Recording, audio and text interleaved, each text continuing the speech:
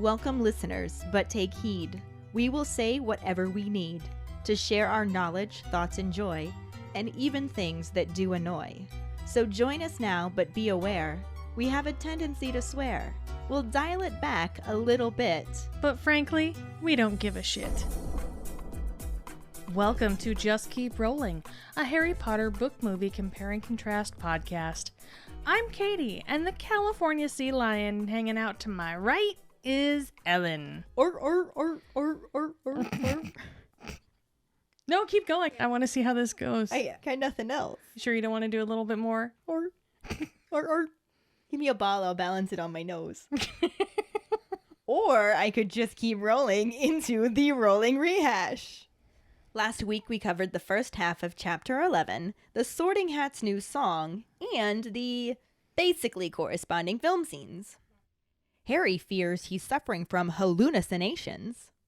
Ron doubts the accuracy of the warnings of headwear. Hermione's eyebrows become the newest member of the village people. And Dumbledore comes up with the most Dumbledore way of preventing Harry soup. During episode 136, Emaciated Horsey Bird, our Potter Pondering was, do you think Ron was being ignorant about his rudeness to Nearly Headless Nick? Or a deliberate jerk? Hi, Ellen and Katie.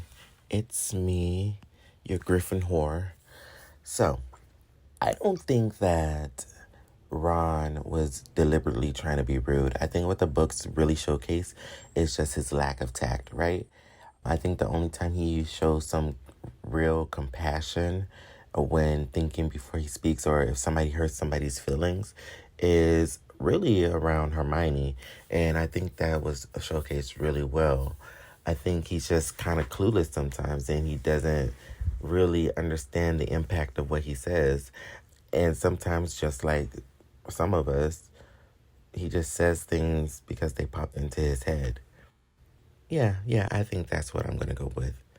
Because it would hurt me to think that lovable Ron is just out here deliberately being rude towards people. I don't think that fits his character at all to me. Hi, Ellen and Katie. This is Ashley with this week's Potter Pondering. Do I think Ron was being deliberately rude to Nearly Headless Nick, or was he just ignorant? Y'all know I have to go with the ignorant on this one. That is Ron's baseline to respond like that to people. Everybody. He does it all the time, and I don't think he does it on purpose. I literally think it's a character trait, the stuff that comes out of his mouth, especially when it's full of food. He was distracted, he was hungry, and he was just saying, and he be needing Hermione to put him in check a lot of times. Like, this is literally his baseline. He probably think everybody's scared of the Baron. Comparing to Peeves, he's kind of scary, you know? And where's the lie? Where's the lie? What ghost you know got blood? He was telling the truth, yo. A little bit hurtful, but he was hungry. Leave my boy alone. Hey guys, Jackson here with this week's Pondering. So do I think Ron was being ignorant about his rudeness to Nick, or just being a jerk? See, I don't think Ron is a jerk at all. Like, there's been times when he's been one, but a lot of the time it's just ignorance. And I think, when it came to Nick, it was just ignorance. He was just ignorantly being rude. Yeah, because, I don't think there's ever any malice in it. You know, Ron just sometimes doesn't realise what he's saying, doesn't think about what he's saying, you know? So, that's my thoughts. Thank you so much for your responses. Our trivia question last week was, what Quidditch team poster does Seamus intently focus on hanging on the wall before telling his dorm mates that his mom didn't want him to return to Hogwarts? Seamus made a meal out of hanging a Kenmare Kestrels poster. Congratulations goes to Megan Slater. Woohoo! This is her first time winning, and it's so awesome to see a new name in the winner's circle. I wonder if she'll be starting up a streak. We shall see. For now, let's just keep rolling into the second half of Chapter 11, the Sorting Hat's new song, and the corresponding film scenes. Chapter 11, The Sorting Hat's New Song, Part 2. Everyone's a little taken aback as no teacher has ever interrupted Dumbledore before. But Dumbledore sits back down and gives his full attention to the new teacher. She thanks him for his kind words of welcome in that breathy, high-pitched voice that gives Harry a rush of dislike he can't explain, and then addresses the students, clearing her throat again and saying how lovely it is to be back at Hogwarts and to see all the happy faces looking back at her. Harry looks around and can't see a single happy face as most of them look put off at being addressed like they are 5 years old. The witch continues speaking, saying she's looking forward to getting to know them all and is sure they will be very good friends. Parvati whispers to Lavender that she will be her friend as long as she doesn't have to borrow that card again, and both girls begin silently giggling. With another hem hem, Umbridge continues her speech, mentioning how the minister has always considered the education of young witches and wizards to be of vital importance, and that the gift must be nurtured and honed by careful instruction to avoid being lost forever, as well as guarded, replenished, and polished by those who have been called to the noble profession of teaching. She gives an unreturned bow to the staff, clears her throat again, and resumes her speech, talking about how each headmaster and headmistress has rightfully brought something new to the school, since without progress, there would be stagnation and decay. She then proceeds to say that progress for progress's sake must be discouraged, since many tried and tested traditions often require no tinkering, saying that they must find a balance. At this point, Harry's mind begins to wander, along with most of the other students, though Professor Umbridge does not seem to notice. She just keeps on talking about how some changes can be for the better, but that others are eventually recognized as errors in judgment, and they must move forward, preserving what ought to be preserved, perfecting what needs to be perfected, and pruning wherever they find practices that ought to be prohibited. She then sits, and Dumbledore begins clapping. The staff half-heartedly follow his lead, along with a few students, but most don't even realize the speech has ended. Dumbledore stands back up and thanks Umbridge for her illuminating words, and then returns to his own speech. Hermione quietly mutters that it was most illuminating, and Ron can't believe she actually enjoyed it. She clarifies that she said illuminating, not enjoyable, because it explained a lot. Harry is surprised she thinks so, since he thought it was a load of waffle, but Hermione points out the important stuff hidden within the waffle, like progress for progress's sake being discouraged, and pruning practices that ought to be prohibited, explaining that it means the ministry is interfering at Hogwarts. Their conversation is interrupted by a lot of clattering and banging, and they realize that Dumbledore has dismissed everyone to their dormitories. Hermione jumps up and reminds Ron that they have to show the first years where to go, and Ron also stands and begins yelling for the first years, calling them midgets. Hermione scolds him and then politely calls for the first years to follow them. They nervously make their way up the aisle, indeed looking smaller than Harry ever remembered them being, and he smiles at them. A blond boy nudges Ewan Abercrombie and whispers something in his ear, causing him to give Harry a horrified look. Harry stops grinning and dully tells his friends that he will see them later. He makes his way out of the Great Hall, trying to ignore the whispering and staring as he passes everyone, and then hurries up the marble staircase and through some concealed shortcuts to avoid most of the crowd. He feels stupid to not have expected everyone to be like this after everything that happened at the end of the previous year, especially since there wasn't really time to explain then what had happened. When he reaches the portrait of the fat lady outside the Gryffindor common room, he realizes that he doesn't know the new password and stands there glumly as the fat lady tells him no password, no entrance. Neville then comes running up, telling Harry that he knows it and won't forget it for once since it's Mimbulus Mimbletonia. The fat lady swings open, revealing the circular entrance behind her portrait, and the two boys climb in, finding their common room looking just as welcoming as ever. The Weasley twins are pinning something to the bulletin board, and Harry waves at them before heading up to his room since he isn't much in the mood for talking. Neville follows him and they find Dean and Seamus already in their dorm, in the process of covering the walls with posters and photographs. They stop talking as soon as Harry enters the room, making him paranoid that they were talking about him. He says hi, and Dean greets him back, asking if he had a good summer. Harry simply says, "Not bad," and asks about Dean's in turn. Dean chuckles that it was okay, saying it was better than Seamus's anyway. Neville asks Seamus what happened, and after focusing on hanging his Kenmare Kestrel's Quidditch team poster, he keeps his back to Harry and informs Neville that his mum didn't want him to come back to Hogwarts. Harry asks why, and Seamus doesn't immediately answer or still even look at Harry. When he finally does respond, he tells him that it's because of him and Dumbledore.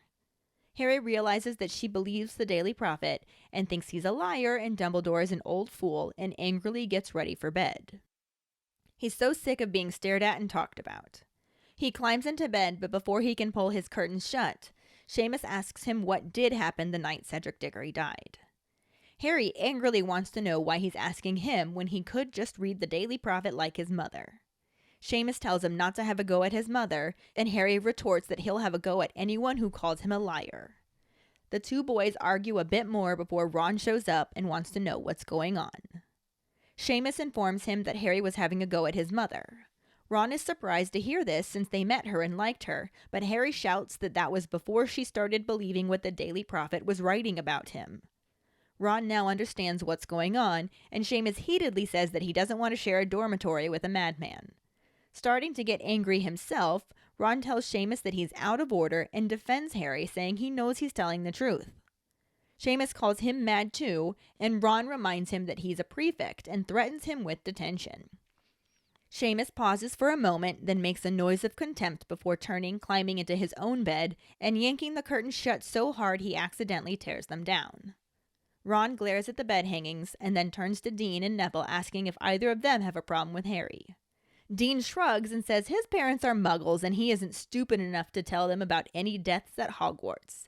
Seamus snaps that his mum will weasel anything out of anyone, and also points out that they don't get the Daily Prophet and don't know that Dumbledore has been sacked from the Wizengamot and the International Confederation of Wizards because he's losing his marbles. Neville cuts Seamus off and says that his gran thinks that's rubbish. She thinks the Daily Prophet is going downhill, not Dumbledore, and that she canceled their subscription because they believe Harry. Harry feels a rush of gratitude towards Neville. No one else speaks, and Seamus gets out his wand to repair his bed curtains and vanish behind them. Dean also gets into bed, and Neville, having nothing left to say, just gazes fondly at his cactus. Harry is shaken by the argument because he has always liked Seamus, and wonders how many people are going to suggest he's lying or unhinged. He also thinks that if it has been like this for Dumbledore all summer, he might be angry with him, and that could be why he hasn't been in touch with him for months. He miserably figures that they'll all know they're right in the end, but also wonders how many attacks like Seamus's he'll have to endure until then. The movie section starts as Dumbledore wishes Professor Umbridge luck and makes to move on in his speech, and the witch clears her throat to cut him off. He looks around at her, and she stands and walks towards the podium. Harry leans towards Hermione and whispers that she was at his hearing and informs her that the woman works for Fudge. Hermione glances at him, then looks back towards the new Defense Against the Dark Arts professor, who is now launching into her own speech. Umbridge thanks Professor Dumbledore for his kind words, then addresses the whole hall, commenting on how lovely it is to see all their bright, happy faces smiling up at her. The camera cuts back to a shot of everyone looking at her with stone faces, and then back to her as she says she's sure that they are all going to be very good friends. Then back to Fred and George as they sarcastically say, "That's likely." Umbridge appears to look at them for a moment before returning to her speech, stating that the Ministry of Magic has always considered the education of young witches and wizards to be vital.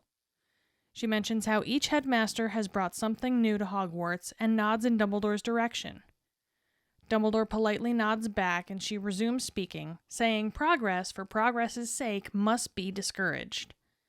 Hermione makes an unhappy face as Umbridge adds on that they must preserve what must be preserved, perfect what can be perfected, and prune practices that ought to be prohibited. She punctuates her speech with another little high-pitched laugh and returns to her seat. Dumbledore leads the applause, which is half-hearted from the students, but more enthusiastic from Mr. Filch. He thanks her for her illuminating comments, which causes Ron to question the use of the word, and instead calls it a load of waffle. As Dumbledore returns to his announcements, Hermione explains to Ron and Harry that Umbridge's speech means the Ministry is interfering at Hogwarts. The scene then transitions to an exterior shot of Hogwarts at night, and then to Harry entering the Gryffindor common room. He looks around, confused, as everyone stops what they are doing and stares at him. Trying to ignore the awkwardness, he asks his roommates, Dean and Seamus, if they had a good holiday, and Dean answers that his was all right, better than Seamus's.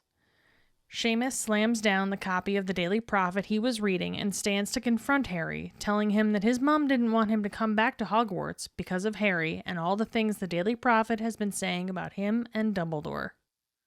Harry is upset to hear that his mother believes the stories, and Seamus points out that no one else was there the night Cedric died. Upset by the attitude, Harry tells him that he should read the Prophet like his stupid mother, and it'll tell him everything he needs to know.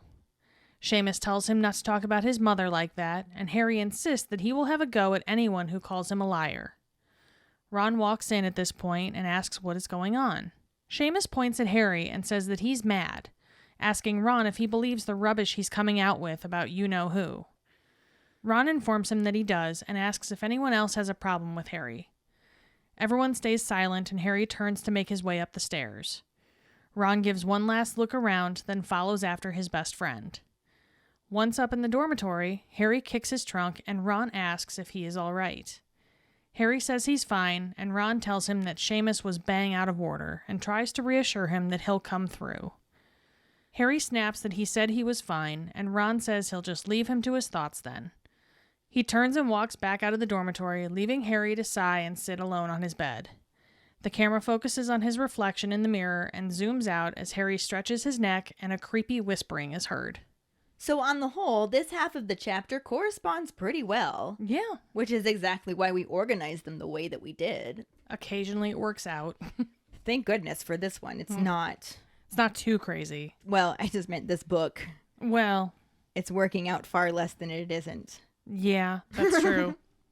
But anyway, book and movie both start off with everybody's a little thrown. Mm-hmm. In the book specifically, they mention how nobody has ever interrupted Dumbledore before. Like, not even a teacher. Yeah.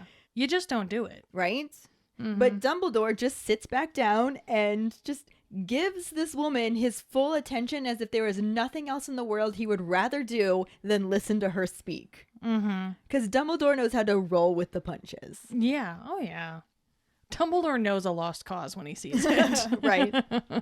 And Pepto-Bitchmal thanks him for his kind words of welcome in that breathy, high-pitched voice that she fucking nailed in the movie, that just washes over Harry in a wave of dislike. Right. And I'm sure that happened with a lot of the students. Right.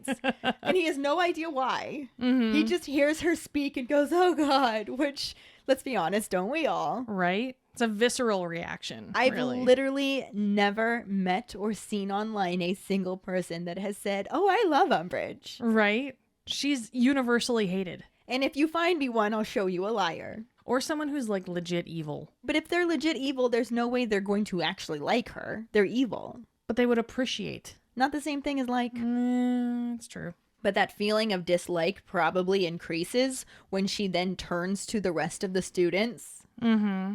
Does that little hem thing again. And says how lovely it is to be back at Hogwarts and see all of the happy faces looking back at her. I just imagine crickets at this point. Well, Harry legitimately looks around, probably like, fucking happy faces, what? Right.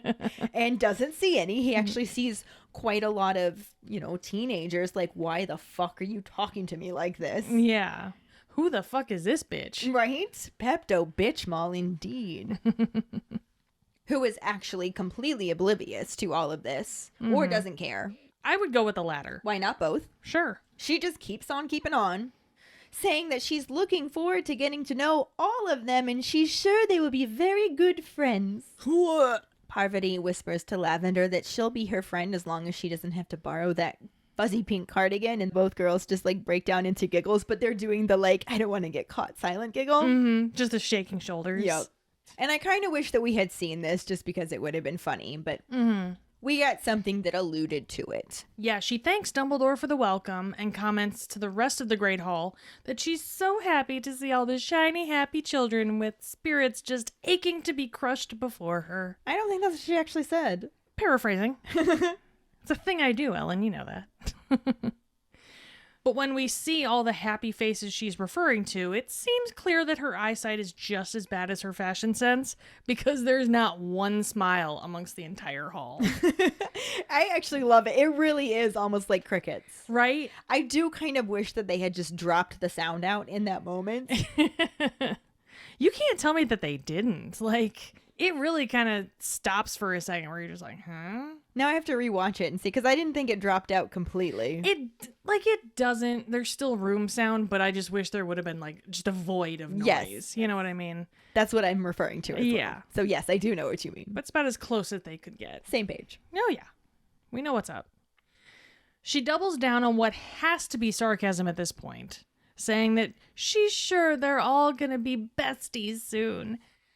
And the twins vocalize everyone else's thoughts with a sarcastic, yeah, that's likely. And I'm not upset with the twins getting that line. It was very twin-like. It was very twin-like. The way they delivered it was wonderful. Mm-hmm. It definitely alludes to the "I'll be her friend as long as I don't have to borrow that cardigan" comment. Right? Since Parvati and Lavender were barely characters in the movie at this point. Exactly. Okay, fine. Give it to the ones that are actually more prevalent. That's fair. Yeah, give it to the usual ones. Right. It was fitting. Yeah. I'm okay with it. Different, but I'm okay with it. Mm-hmm. In the book, with another him. It's not even a real throat clear. No. At least in the movie, she kind of goes, Him. But like a throat clear, you think. yeah. Even if you're trying to do it. Anyway. Join us on Just Keep Rolling, where we make weird throat noises for 10 minutes. Moving on. Pepto-Bismol continues her speech, talking about how the minister has always considered the education of young witches and wizards to be of vital importance, and the gift must be nurtured and honed by careful instruction to avoid being lost forever, as well as guarded, replenished, and polished by those who have been called to the noble profession of teaching. Now, I know we haven't gotten to this point in our compare and contrast section yet, but having mentioned it in both of the summaries, I am with Ron and Harry, depending on movie or book. It's a fucking load of waffle. Right? This just sounds so scripted. I'm sure that it was. This is like a speech that... she wrote and memorized. Right? Exactly. And planned to do this from the get-go. Yeah. Mm-hmm. This is a blanket press statement, really. Yes. You know? In the movie, she seems to give the twins a look after they do their, that's likely. You know, she kind of stops and like, it looks Doesn't like she it? It stares looks at them like for a she second. looks right at them. Yeah. I don't know if that's just a coincidence or if that's what that's supposed to be. Right? It's funny because I didn't notice it until you pointed it out to me. And I was like, she does. Oh my God. She does like kind of tilt her head even a little bit. Yeah. Like, the fuck did you just say? Say it again. I dare you, motherfucker. I dare you. Do it again. Bitch is taking names. Right? Bitch Mal's taking names. She wishes a motherfucker would. Just say it again. I dare you. Give it time. Mm-hmm. But she begins with the usual government propaganda about the ministry giving a shit about their education, then gives Dumbledore a nod as she comments on how all the school headmasters have brought their own special touch to the position, and Dumbledore nods back like, oh, thank you for acknowledging me. Very cool. Not knowing what's coming up. Or does he? Oh, he totally does. But, so this is all very similar here. Mm-hmm. The slight differences happen because they severely shortened her speech. Yes. Because when she makes that comment about those called to the noble profession of teaching, she bows to all of the staff, Yeah. not just Dumbledore. Mm-hmm. But none of them bow back. Yeah. It is just, she bows and they all just stare. Mm-hmm. Crickets. They probably. all know. Yeah, they all know what's going on. But again, she just clears her throat and keeps on going, bringing up how each headmaster and headmistress has rightfully brought something new to the school, since without progress, there would be stagnation and decay. So now we're back into what she basically started her speech out in the movie on. Mm-hmm. Slightly worded differently, same exact sentiment. No Yeah. bow at this point. Yeah, exactly. But she then proceeds to say that progress for progress' sake must be discouraged, since many tried and tested traditions often require no tinkering. And she says they must find balance. So, if you're looking at red flag bingo, this will be the center square because, like, That's the free space. that is the free space on red flag bingo because it's in every story where government starts to take over. It starts with them saying, well, we don't need to change anything. But tradition. Tradition. Even that sentence, progress for progress's sake. Oh, it's infuriating to me. I hate that sentence. What the fuck else is progress for? Right?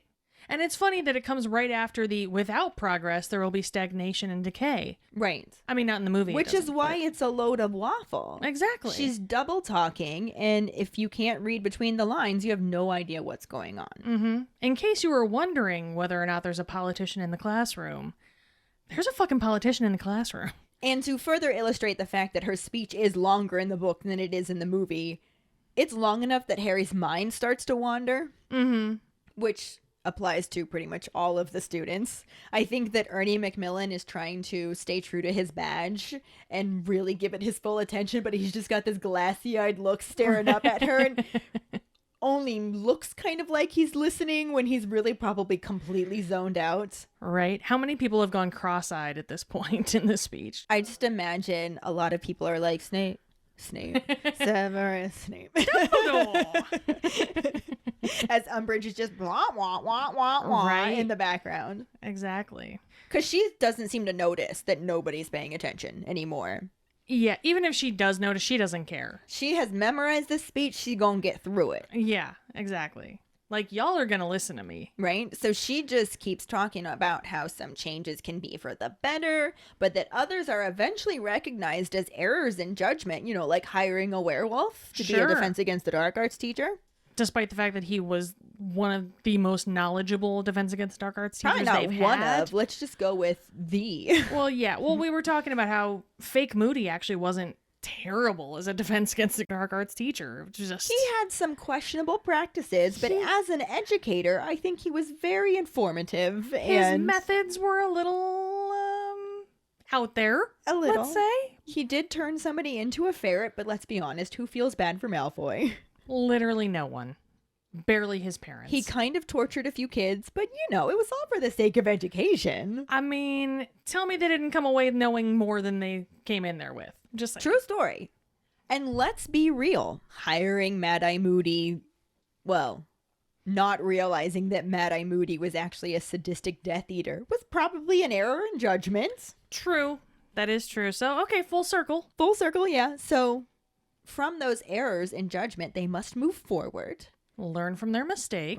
right? Preserving what ought to be preserved, perfecting what needs to be perfected, and pruning wherever they find practices that ought to be prohibited.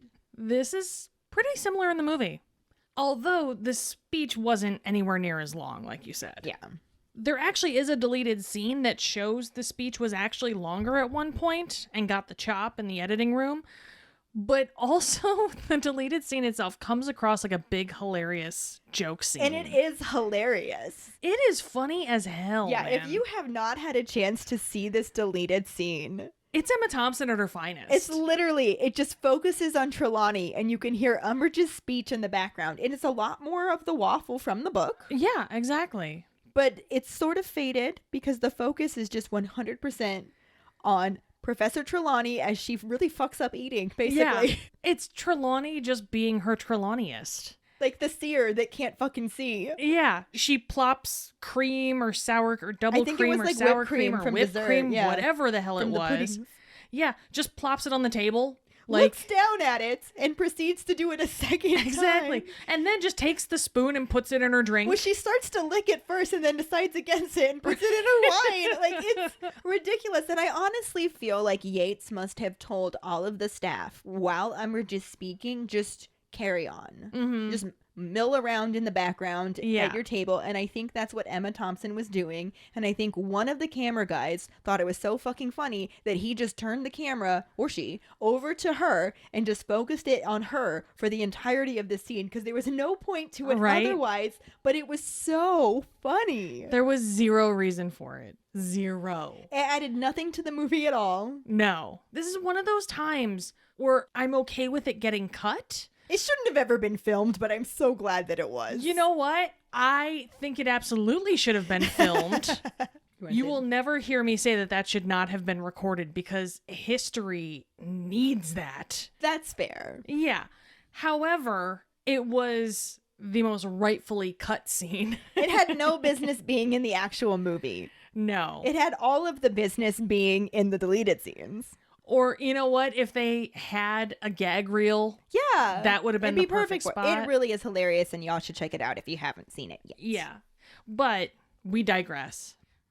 Again, all it really did is it added to Umbridge's speech, which you don't even notice once you're watching Trelawney do her thing. So it doesn't even matter.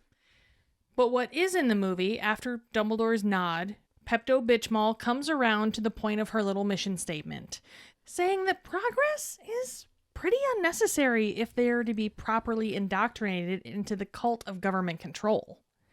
Hermione frowns as Umbridge continues to lay out her 3-step plan for conditioning an entire student body. Step 1, preserve the old ways. Step 2, perfect what we are told to. And step 3, getting rid of all the stuff that makes you a free-thinking individual. Easy peasy 1, 2, 3 Uh-huh. She giggles once again with her little... This is probably the one time that you are coming across very Hermione, since you just told everybody what was between the lines, and it took Hermione in the book to clarify that for Harry and Ron. I'm getting there. But yeah, so Pepto-Bitchmall giggles once again, her little... and she takes her seat as Dumbledore starts a cringy round of applause. And Mr. Filch, at this point, attempts to hide his awkward boner because he's all about this. Oh, he got so excited by her speech. He really did. I don't even know if there was still a boner. He may have been trying to hide a wet spot. You know what? That's true. As we have previously discussed in Goblet of Fire, he is a known premature evacuator. So, Exactly. full circle. But this is all pretty similar to the book, because when Pepto-Bitchmall finishes her speech, she then sits and Dumbledore begins clapping. Mm-hmm. Ding. Yay. The staff half-heartedly follow his lead. Ding. Exactly. Some of the students do too, but most of them have just completely lost all attention spans and have no idea the speech even ended. Kind of ding there too. Right? And then Dumbledore stands back up, thanks Umbridge for her illuminating words, and returns to his own speech.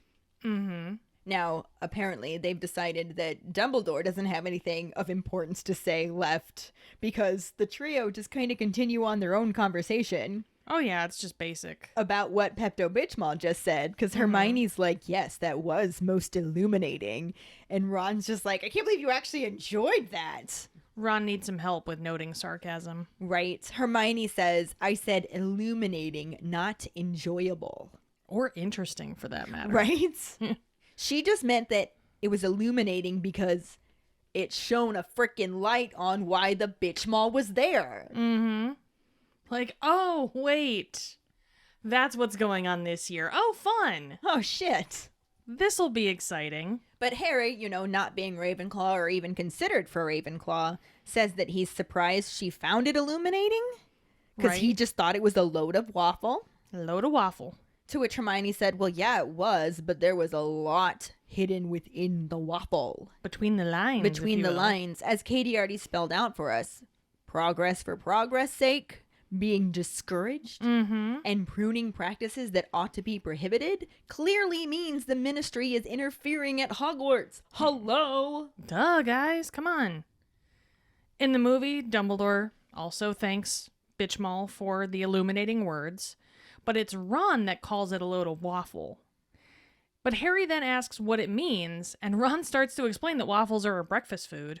But Hermione's eyebrows cut him off to say that it means that this school is about to take a time turner into 1984. That's what it fucking means, guys. Yeah, Shit's about to go down. it starts. Yes. In the book, this conversation that they're having gets interrupted when everybody gets up to leave because they realize Sure. they actually missed the rest of the speech. Dumbledore has dismissed them all to their dormitories, and Hermione's just like, oh shit, we're supposed to be prefects. Ron, we gotta take the first years up to the dorms. We got stuff to do, guy. And Ron's like, oh yeah, and he stands up and starts yelling, oi, first years, midgets, you lot, this way. Ronald Weasley. Oh, Ron. Which is basically what Hermione says. She's like, you can't call them that. He's like, what? They're titchy. But Hermione shows him the proper way to address the first years, just saying, first years, this way, please. And as they start making their way up the aisle, Harry's just like, man, they are a lot smaller. Was I ever that small? I don't think I was ever that small. Ron's right. They're midgets. I feel this way about anyone under the age of 30 at this point, really. Like, oh, you're so little. You're so little. It's so cute. Anyway, even though he might be thinking they're super little, he's still much nicer than Ron and doesn't say it out loud and just smiles at them as they're walking towards them. Mm-hmm. But then this blonde boy that's standing next to the one first-year Gryffindor that we actually know the name of, Ewan Abercrombie, is approaching at the front of the crowd, I'm sure, with a blonde boy standing next to him who nudges him and whispers something in his ear, and then Ewan looks up at Harry and just looks terrified. Yeah. And Harry's just like, fuck. Even the little ones are fucked. They already think I'm mad. I can't even be like the cool older student. Come on. Fuck this noise. Stops grinning, dully tells Ron and Hermione that he'll see him later, and makes his way out of the Great Hall. Again, he has his emaciated horsey bird blinders on, just trying to not look at anybody and everybody that's whispering, pointing, and staring. Mm-hmm. But he still hasn't snapped and yelled at anybody or lunged at them in the book yet. So far, so good. He hurries up the marble staircase, and thanks to the Marauders map, he knows all of the little shortcuts and ways around, so he actually sneaks through past everybody, avoids the crowd, and gets to the fat lady's portrait right outside the Gryffindor common room without really having to deal with anybody else. Only to realize he does not know the password. Oh, that sucks. But he also feels really stupid because he thinks he should have expected this. He thinks that he should have known that after the way things went down last year and nobody getting any real answers, that they were all going to look at him funny. Yeah, but I don't think anything could have Prepared him? for how bad it is. And how much it sucks to deal with. Yeah. Because even knowing it could happen doesn't... It doesn't prepare you for the reality. Exactly, yeah. Yeah, for sure. But he ends up standing in front of the fat lady, feeling like shit, not able to get in because she's just like, no password, no entrance. Mm-hmm. Like, bitch, you've known me for 5 years. Come on. She's had bad experiences with people breaking in Gryffindor Tower, let's be honest. That's true, I suppose. But Neville to the rescue, he comes running up so excited because for once he's not going to forget the password, as it just miraculously happened to be Mimulus Mimbletonia, the cactus-like thing with elephantitis that his great-uncle Algie got him for his birthday that summer. What luck! I honestly think that McGonagall wrote home and asked his grandmother what would be a good password for me to make Gryffindor Tower this year so Neville won't forget it. For the love of God, give me ideas, woman. Literally, that's my theory. Headcanon.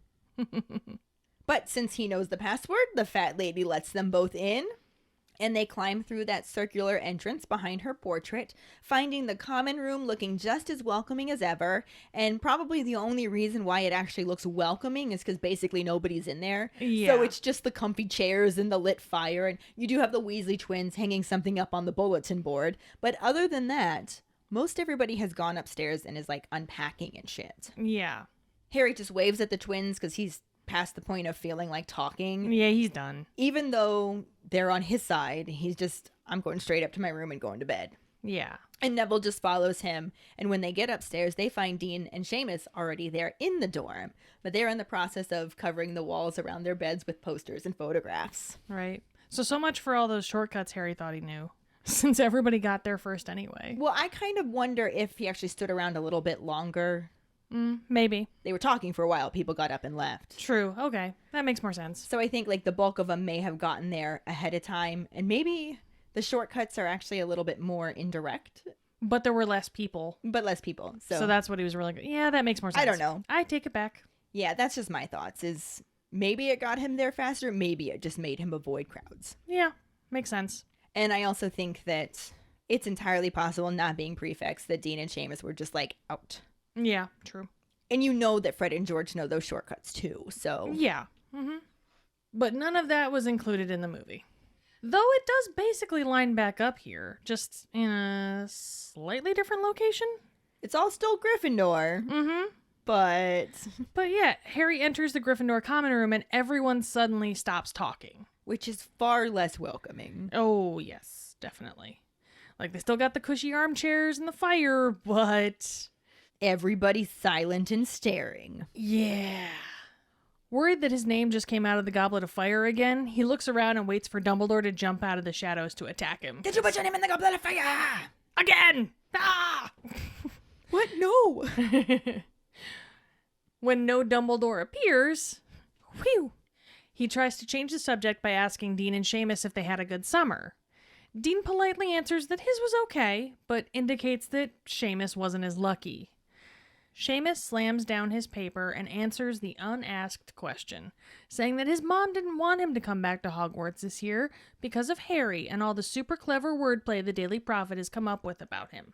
Yeah, and in the book, like I said, the common room is comparatively empty, and Harry and Neville just make it all the way up to their dorm before they encounter Dean and Seamus. Mm-hmm.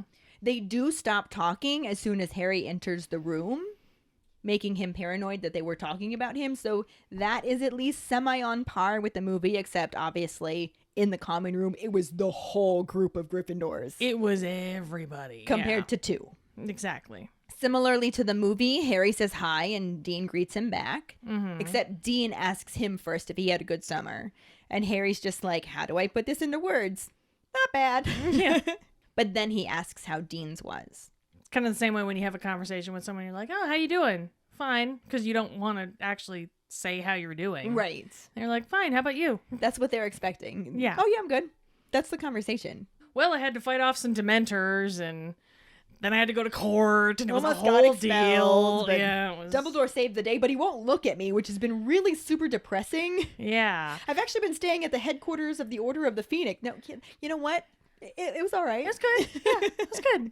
Doing good. How about you? Dean chuckles and says that his was okay, better than Seamus's anyway. And it's Neville who actually does pose the question, asking Seamus what happened. Mm-hmm. And Seamus just gets hyper-focused on hanging his Kenmare Kestrel's Quidditch team poster. Which was our trivia question. Sure was. That's late in the episode, man. Right?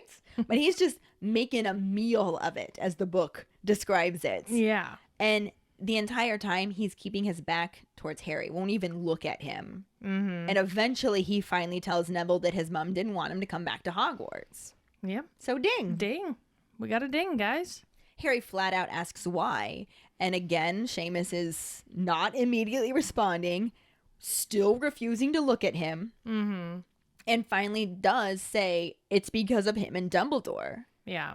And despite not being in Ravenclaw, it clicks for Harry pretty immediately. Oh, she reads the Daily Prophet and believes I'm a liar and Dumbledore is an old fool. Well, shit. And at this point, he's had enough. But instead of saying anything, he just angrily starts getting ready for bed. Mm-hmm. Aggressive dressing. Aggressive undressing first. Yes. And he's just so sick of being stared at and talked about, which is understandable. Mm-hmm. But he is still geared up to ignore it. And he climbs into bed and goes to pull his curtain shut. But before he can, Seamus just flat out asks him what happened the night Cedric died. Dude, have some tact. He doesn't. There is no tact there whatsoever. And this is when Harry finally snaps at someone. But it's still not even that bad. He still just says, why are you asking me when you could just read the Daily Prophet like your mother? Mm-hmm. Not your stupid mother. Not your student. No, he doesn't actually come out and Just insult her. your mother. Yeah. And for some reason, Seamus still tells him not to have a go at his mother. I mean, he kind of was. I He guess was- kind of, sort of. I feel like that's weak, but whatever. Yeah.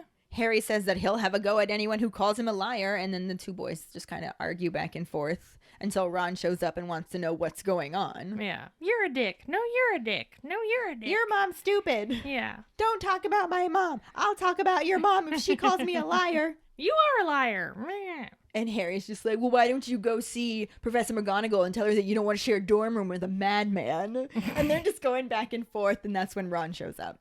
Again, similar in the movie, where Harry incredulously asks if his mother believes what she reads, and Seamus points out that no one was there the night Cedric died, and as we all know, wordplay is a dead giveaway that something is true, obviously. Obviously. Mind you, when he walked in, we did see a Daily Prophet where the word changed from Potter to plotter. Yes. So we're still on that wordplay train. So clever. Mm-hmm. So Harry just takes the high road and tells him that he and his stupid head mom should just go fly a kite or some shit. Seamus gets a bit touchy about Harry talking smack, and Harry tells him that everyone gets touchy with his mom, so he'll fit right in. Oh, burn! Do you see that? What? Yeah. Luckily, Ron walks in before a proper football hooligan brawl can begin and asks what the fuck is going on. You and your paraphrasing. I do love it so. So in the book, it starts to differ a little bit here because Seamus is just flat out tattling on Harry, like, he's having a go at my mom. And Ron just like, what do you mean? We met your mom. We liked her. And Harry was just like, well, that was until she started believing what the Daily Prophet was writing about me.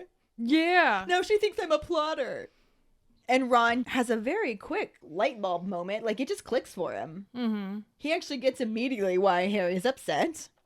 And Seamus is just like, you know what? Maybe I don't want to share a dormitory with a madman, which actually makes Ron mad because he's being a very loyal friend this book. Yeah.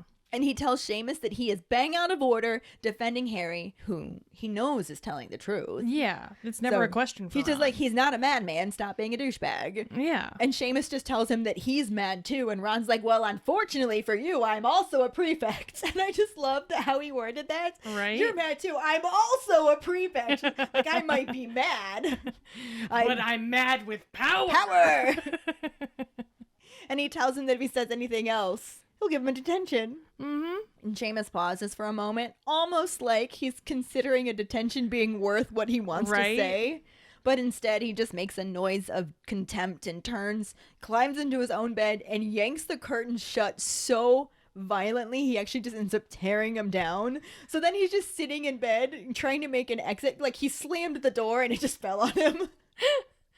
That's so sad. And funny. Right? It's like when you try to hang up the phone, but it doesn't actually hang up, so you're just like, oh, fuck me. Fuck you again. Or how about trying to angrily hang up a cell phone? Oh, that's not possible. Right? That's just not possible. So he literally tries to slam his curtain shut and just rips him down. Well, this backfired. And I really wish that we could have seen it like that in the movie. I think that it played out just fine. Mm-hmm. But I think having it as a more of a private moment than a full In front of everybody moment, Yeah. I think that relationship between them could have been a little bit more focused on. I also think that Seamus more wanted answers in the book Yeah. and didn't really get angry until Harry had a go at his mom. Started Whereas bringing his mom into it, yeah. movie Seamus was just pissed from the start. Oh, he started in slamming down his paper and Right. like, 'cause you fucked up. That's why I had a bad summer. Thanks, dickhead. Right. So I really just kind of wish that it had been done a little bit differently. Yeah. I mean, it is, like we said, still fairly similar in the movie. Since Seamus calls Harry batshit cray and asks Ron if he believes all this Voldy shit he's coming up with. And obviously completely forgetting who he's asking. Like, this is his best friend. He's going to be like, no, I don't believe him. I'm just his best friend. Yeah, they showed up together. Hello? You think all of a sudden, because you're talking some shit, that Ron's gonna be like, oh no, I think he's batshit. Yeah, he's insane. You're right. He is cray. Let's be besties. Right? But no. Ron just responds and he's just like, yeah, duh. Of course I fucking believe him. Come on. And he lets everyone know that he's got a whole can of whoop ass ready to open if anyone else has something to say about it. Like, he's not fucking around. He's like, anybody else? Anyone? Anyone? Come on. Bueller? I can do this shit all day, guys.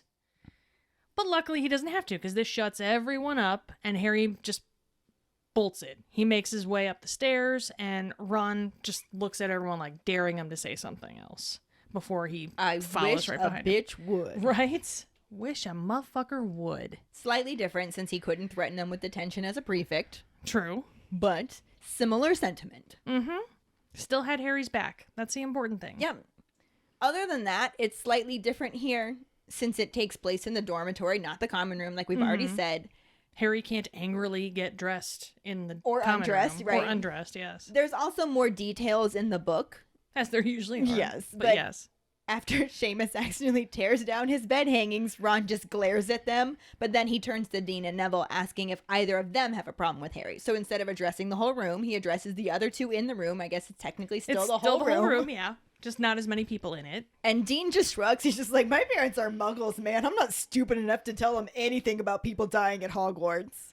Dean is smart, man. Yeah. Which this kind of annoys Seamus because it's not like he told them. It's not like he told his parents. Yeah. His parents found out. Yeah, Seamus says his mom will weasel anything out of anyone, and they get the Daily Prophet. They know that Dumbledore's been sacked from the Wizengamot and the International Confederation of Wizards because he's losing his marbles. So says the Daily Prophet. So says the Daily Prophet. Mm-hmm. Dean's parents don't get that because they're not wizards or Exactly. witches, so it's a lot easier for him to hide things like that. Yeah. Which is understandable that Seamus gets annoyed here. Yeah. But it's still the same idea where it's like, at least Dean is smart enough to not come home and be like, so hey, a kid died. Right? Super creepy forbidden contest. Yeah. Mom, you should have seen this shit. It I was saw nuts. a dead body. But anyway. Good times. Yeah. So I'm going back next year, right? Right? Wonder who's going to die next. But yeah, Dean didn't do any of that. And to No. be fair, Seamus didn't either. He just was in a situation where his parents finding out made it unavoidable. Right. And he's talking about everything the Daily Prophet's been printing about Dumbledore, but Neville cuts Seamus off to say that his gran thinks that's rubbish. She thinks the Daily Prophet is what's going downhill, not Dumbledore, and she just full on canceled their subscription because they believe Harry. One of the first times you actually like Neville's gran. Yes. But I do love this moment with Neville, and Harry especially. He just feels this rush of gratitude towards him. Mm-hmm. And I think what's really great, even though he was so embarrassed earlier about being found by Cho Chang in the compartment covered in stink sap with Looney Lovegood and Neville Longbottom, I think it eventually clicks for them how they are genuinely his true friends because they're his friends, not because he's Harry Potter. Yeah. And I think this is one of the first moments where he really starts to see that. Mm-hmm. He sees they have his back. Yes. You know, nothing shows that more than when everybody else hates you. Right. And then nobody else speaks up at this point, so Seamus just fixes his bed curtains and disappears behind them. And then Dean also gets into bed, and Neville has said his piece, so he just gazes fondly at his cactus with elephantitis. Sure. Like you do.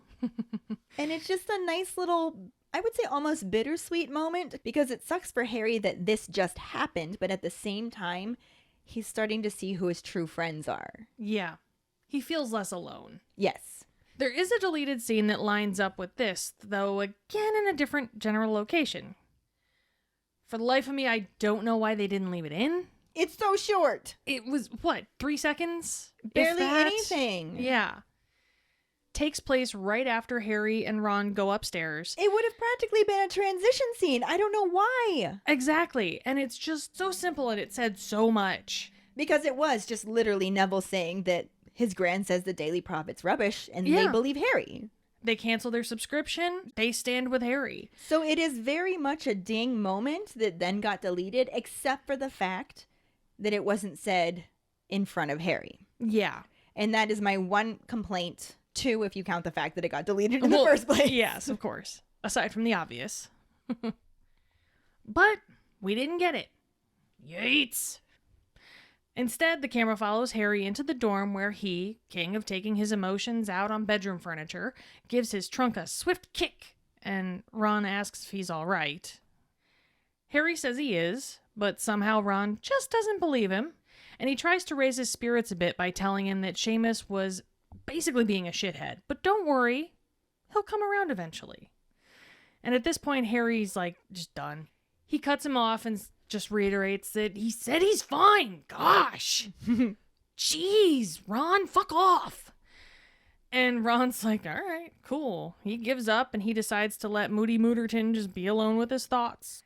And Ron walks out as Harry sighs and he sits down on his bed and kind of serpentines his neck as we hear some more creepy-ass whispering, which isn't foreboding at all. Not even a little bit. Not even a bit. Not even the way that Harry, like, moves his neck. I don't get it, but whatever, that's what they did.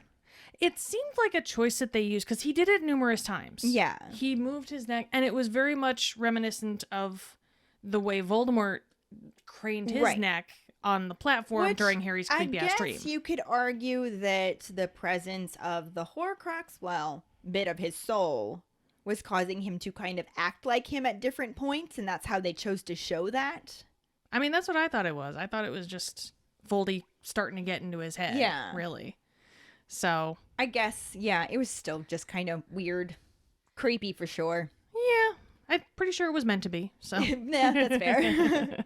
But I think that it took away from what was going on in the book because he wasn't angry at this point. He was more upset, frustrated. Yeah. He was actually more hurt. And they kind of made Harry out to be a dick in this scene that he yelled at his own best friend. Yeah. When in the book, he did have that little bit of hope from Neville's comment. Mm-hmm. But in the movie, he didn't see that comment being made. Yeah. Nobody did, really, because it got cut. But the book chapter ends a little bit differently, especially since they were all in the dorm getting ready for bed. It's not like Harry could just wander off on his own. The closest he got to being left alone with his thoughts was everybody else going to bed and closing their curtains. Basically, yeah. And he is alone with his thoughts at this point. Mm-hmm. And like I said, he's not angry. He's shaken. Mm-hmm. He's always liked Seamus. They've always gotten along really well. And now he just wonders how many people are going to suggest that he's lying or unhinged. All of them. That's what it seems. Right, at this point. This also makes him think that if this is what Dumbledore has been dealing with all summer, that must be why he's not speaking to him. Yeah, he's like pissed. Yeah, he just thinks that Dumbledore's just mad at him for getting him into this mess, Right? basically. I was like, oh, Harry, so naive. Damn it, Potter. You went and caused me all this trouble. Now people think I'm senile and shit. Damn it. I gotta save your ass again. Which, I mean, from Harry's perspective, it's not like he knows any different. I mean, maybe movie Dumbledore. Well, that is true. But not book Dumbledore. Very true. So he's just miserable. Not angry, he's miserable. But he also knows that eventually everyone's gonna know that he and Dumbledore are telling the truth. Yeah.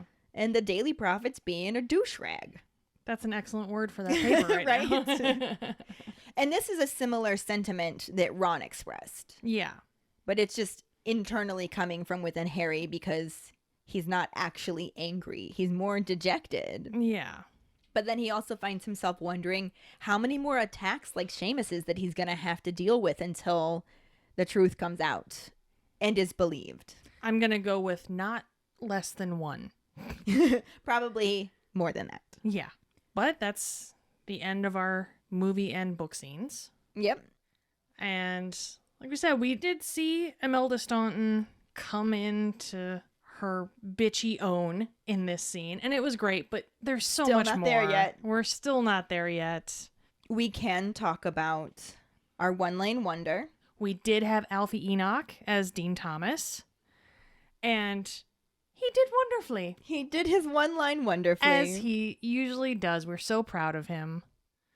And he's getting adorable. Can we just say? He's getting so adorable. He grew up so nicely. But yeah, yay one line. Yay one line. Delivered well. Mm-hmm. We also had Devin Murray as Seamus Finnegan.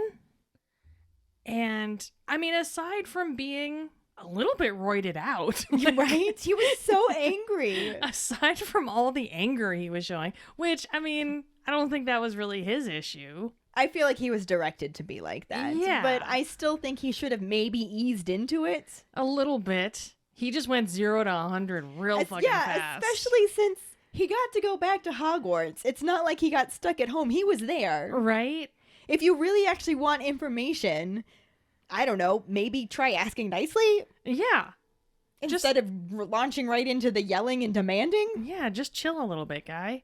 But I did love his, like, mad side eye at Harry in the Great Hall. It was pretty impressive. He's a very likable character as well. I actually always kind of wondered if he initially auditioned for Harry Potter and they liked him so much they didn't want him to be Harry Potter, but they liked him so much that they were like, we need you to do something. You're going to be Seamus Finnegan and we're going to let you blow shit up. Like, I just feel like they gave Seamus a lot more than any other character. Yeah. And that's what that always makes me think. I agree, yeah. I think that he was in the running for Harry Potter and didn't get it, so they were like apologizing for that. Right. Because they're like, we like you, man, but... We like you. We cannot cast you as Harry, but you know what? You get to blow shit up. Blow shit up. Second best thing. Yeah. We also saw Matthew Lewis as Neville Longbottom, but he didn't really do anything, especially because... His one scene got deleted. Yeah. And he's got so much more coming. Oh, yeah, for sure. You know? We'll get to talk about him. So, exactly. So... Let's just move on to our Potter Pondering. Which is, how do you think they come up with the passwords for the Gryffindor Tower? And what would you make it if it was your choice? Find the post on our Facebook page and share your thoughts, or call us at 216-526-6792 and leave your response as a voicemail. Make sure you start off telling us your name and then go into your answer. And don't forget, you can also stitch a response on TikTok. We really look forward to reading, hearing, and seeing them. This will bring us to our sorting hat story, which is from Robert Griffey. He writes, I'm half and half. Me dad's a muggle, mum's a witch. Bit of a nasty shock for him when he found out. I'm Slytherin, married to a Hufflepuff. My wand is elm wood with a dragon heartstring core, 12.5 in hard flexibility, and my Patronus is a Nebelung cat. Growing up, my great-grandma would buy me the books as they came out, but since school forced me to read, I refused to read for fun. Watching the movies is how I got with the fandom. It wasn't until about 5 years ago when I got a new supervisor at work that he introduced me to podcasts. Trying to figure out what to start with, I searched for Harry Potter. After a few years, I found Swish and Flick, which were already 45 episodes in. I figured I'd download the audiobooks and listen to the series before listening. Well, it took me a little under a month to listen to the books 3 times, now currently on my 10th reread. After reading, I got caught up with the podcast within a week and a half. I even have a shout out at the end of episode 102. Sorry, had to throw that in. You ladies are doing a fantastic job. Keep up the good work. Thank you so much for sharing your sorting hat story with us, Robert. Yes, thank you. And enjoy your shout out in episode 137 of Just Keep Rolling. And if any of you other keepers out there listening would like us to read your sorting hat story on a future episode, you can email it to us at justkeeprolling@gmail.com. Let us know your house, wand, Patronus, how you got into Harry Potter, and anything else that you might want to share with us. Or you can message it to us over social media. This week's trivia question is, who is made Gryffindor Quidditch captain in Harry's 5th year at Hogwarts? The first one who responds with the correct answer and the code word... Do I have to say this, Ellen? Yep. And the code word hashtag not all of her wood will get a sticker. The things I do for you. Another way to get a sticker is to rate and review us through iTunes or Facebook. Make sure to email us at justkeeprolling@gmail.com to let us know you did, and we'll get back to you to figure out which sticker you want and where to send it. Don't forget to find us and follow us on Facebook at JKR Podcast and Twitter and Instagram at Just Keep Rolling. Following us on Podbean at justkeeprolling.podbean.com will get you the episode as early as possible and give you a leg up in answering the trivia question. Make sure to check out our website at justkeeprolling.com, and don't forget to subscribe to our YouTube channel. If you would like to help us continue creating more content, you can support us as a patron and get extra perks on patreon.com/justkeeprolling. As always, any support you can give is greatly appreciated. And join us next week when we talk about the first half of Chapter 12, Professor Umbridge, and the absolutely no corresponding film scenes. Thanks for listening. We hope you hear us again. I'm Katie. I'm Ellen. Until the next time, Just keep rolling.